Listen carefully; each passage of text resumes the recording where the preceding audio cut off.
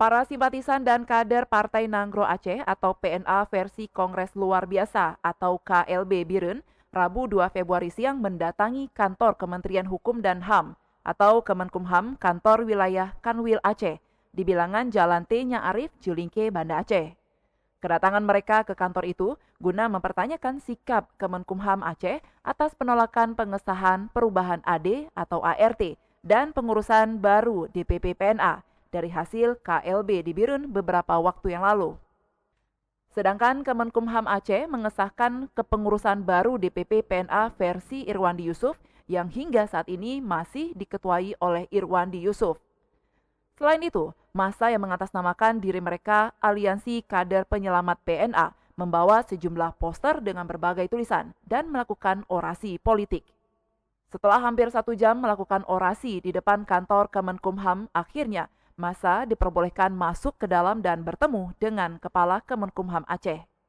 Tarmizi, Ketua Harian PNA versi KLB, usai menemui Kepala Kemenkumham Aceh mengatakan tujuan mereka ke kantor Kemenkumham Aceh guna mempertanyakan kejelasan atas penolakan dan pengesahan SK partai yang sedang berseteru itu. Mereka juga mendesak agar Kemenkumham Aceh mencabut SK kepengurusan PNA versi Irwandi Yusuf yang sudah disahkan pada 27 Desember 2021 lalu. Desak dari pihak Kumham mencabut kembali SK yang dikeluarkan yang menyangkut dengan perubahan pengurus, karena itu menurut kami berpotensi kerugian.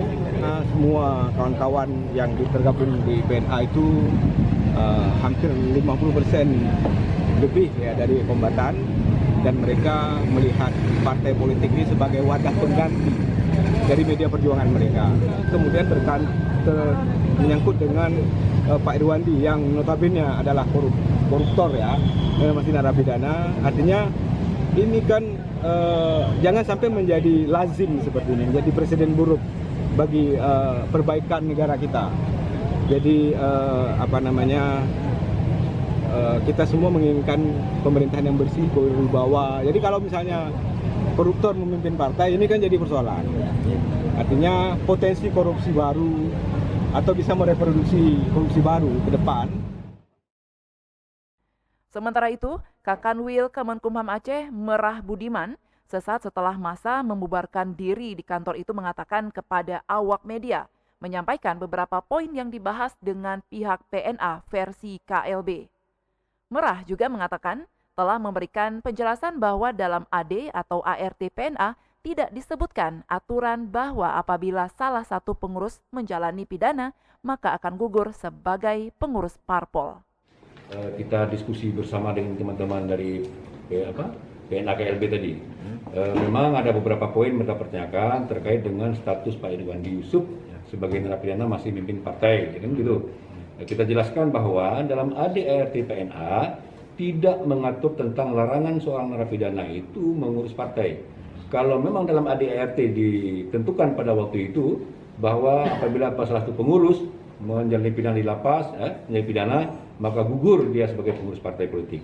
Ini tidak diatur. Oleh karena itu, hasil KLB kemarin itu kami verifikasi sesuai dengan dokumen faktual yang ada, makanya kita tidak mensahkan hasil KLB, tapi kembali kepada SK Kakanwil 2017.